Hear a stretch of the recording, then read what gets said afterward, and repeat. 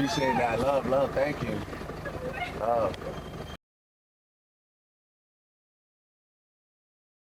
On a wooden box, mounted it on a post, and waited. A barn owl moved in. It looks decorative, but biologically, barn owls are the most efficient aerial predators on the planet. Specialized feathers eliminate all flight noise. The rodent doesn't hear it, doesn't see it, just gets taken. One barn owl family consumes over 3,000 rodents per year. By the second season, crop damage dropped 90%. A $50 box protecting a $200,000 harvest. No chemicals, no labor, no monthly contract. The smartest investment in agriculture. Or the laziest. Together a giant birdhouse. What kind of birdhouse? Well, this is for a bird that's found across most of North America that depends on North America's grasslands. I'm talking about the barn owl, and this is a nesting box from the Barn Owl Box Company. If you've never seen a barn owl, this is what they look like. Guess what? The family of barn owls that will live in this box can eat up to 3,000 mice per year. This is nature's rodent control. We ran all the way to find you. I appreciate that. Love, thank you. Love.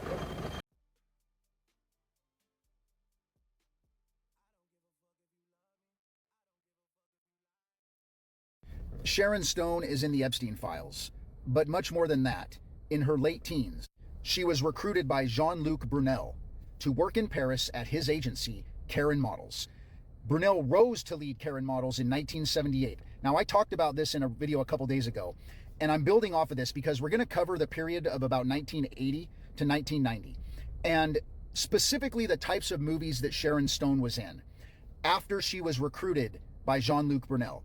Now, for context, before her film debut in 1980, she was a successful model for the Ford agency in New York, which I talked about a couple days ago. And Brunel was a key figure in her early European modeling career.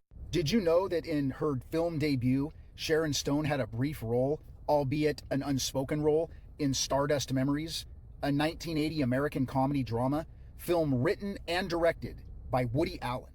Now, we all know that Woody Allen, in these revelations of these files, is listed numerous times in connection with meetings and associations with Jeffrey Epstein. And as I go through these early films of Sharon Stone's, I want you to form your own, again, your own connectivity and your own perceptions, but I want you to remember the words of the survivors that we've heard, their testimonies, the things they've described, the places they've described that they've seen, and what it is they've experienced. Because the next movie that Sharon Stone was in was a movie called Deadly Blessing in 1981, a supernatural slasher film directed by Wes Craven that centered on a young widow tormented by a repressive Amish-like religious sect known as the Hittites. The film is notable for featuring Sharon Stone in her first speaking role and for serving as a stylistic precursor to Craven's later masterpiece, A Nightmare on Elm Street. The story: after her husband Jim, a former Hittite, dies in a mysterious tractor accident, Martha Schmidt, Maren Jensen, is left alone on their farm. Her city friends, Lana Marcus, which is played by Sharon Stone, and Vicki Anderson, played by Susan Buckner, arrive to support her, but soon find themselves targeted by both the hostile community and a seemingly supernatural force.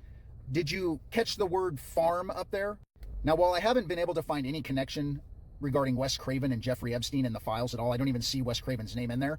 The really eerie thing about this is 25 years later, Dr. Samantha Craven, a forensic psychology researcher, primarily known for her groundbreaking academic work on the mechanics of sexual grooming, would post a study called Grooming of Children, Review of Literature and Theoretical Considerations. She is most frequently cited for co-developing a comprehensive definition and model of grooming that is widely used by law enforcement, child protection agencies, and psychologists today. Now, you can find this particular information at sciencedirect.com. As you can see right here, here's the link. Now, I've talked about this particular file that was with a group of dozens of different pictures that appear to be a diary of a young girl who was being used as an incubator by Jeffrey Epstein, who wrote in code, and I went over that extensively. I want you to notice the glacier. And I know it's too small to read what it says of the line pointing at the top and the line pointing underneath, the separation of those two pieces of the glacier. Here's what they say in close-up view. When Dr. Samantha Craven talked about the maintenance costs, this young victim, in her diary, in this journal, whatever you want to call it, above the line is the purchase price, the management costs of being a victim. In 1984, a movie called Irreconcilable Differences was released, and Sharon Stone had a part in this movie. And something I want you to pay attention to is the highlighted name that this movie was co-written by and produced by Nancy Myers. Nancy Jane Myers, an American filmmaker. She has written, produced, and directed many critically and commercially successful films. Read the list of the films that she's associated with that you have seen. Father of the Bride, Father of the Bride 2, The Parent Trap. Now check this out. Now this may mean nothing at all, but it's just another dot for you to decide if there's a connection or not. An email to Jeffrey Epstein, May 1st, 2011, says, On the Train with Graydon, Chase Crawford, Nancy Myers, Rosario Dawson. Are you back? Jumping ahead a bit to 1987, Sharon Stone was in a movie called Cold Steel, which was a revenge-driven crime thriller following Los Angeles detective Johnny Modine, played by Brad Davis, as he hunts for his father's killer. The story kicks off when Johnny's father is brutally murdered on Christmas Eve. Though he's officially taken off the case, Johnny goes rogue to track down the culprit, a psychopathic criminal known as Iceman. Sharon Stone plays Kathy Connors, a shadowy and attractive woman whom Johnny meets at a bar. Initially appearing as a sympathetic love interest, Kathy is actually a femme fatale with a hidden agenda. It is eventually revealed that she is secretly working for Iceman, setting Johnny up for a deadly confrontation as part of a larger revenge plot against him. Now check this out. Now again, this may not mean anything at all. It's just an interesting connection. In 2012, The Iceman, an American biographical crime film loosely based on hitman Richard Kuklinski. The film was directed by Ariel Vroman and stars Michael Shannon as Kuklinski with Winona Ryder, Chris Evans, James Franco. When you ask ChatGPT if James Franco is into the occult, it gives you really specific answer. And Ray Liotta in supporting roles, which in 1995, Sharon Stone would star in Casino with Ray Liotta as well.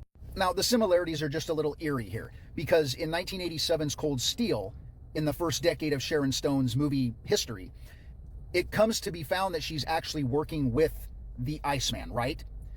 But Winona Ryder in this biographical crime film, The Iceman, plays the wife of the Iceman.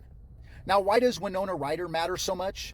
Maybe it's nothing once again, but both Sharon Stone and Winona Ryder were among the actresses considered for the role of Frances Baby Houseman in the 1987 classic Dirty Dancing, the same year that Sharon Stone was in Cold Steel. 127 stars were looked at for the part.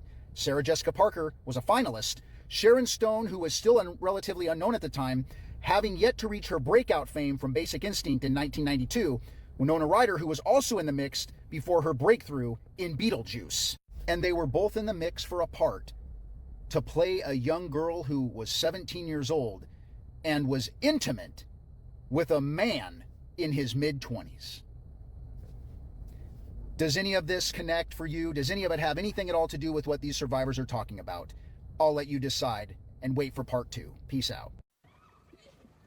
We ran all the way to find you. I appreciate that. Love, thank you. Love.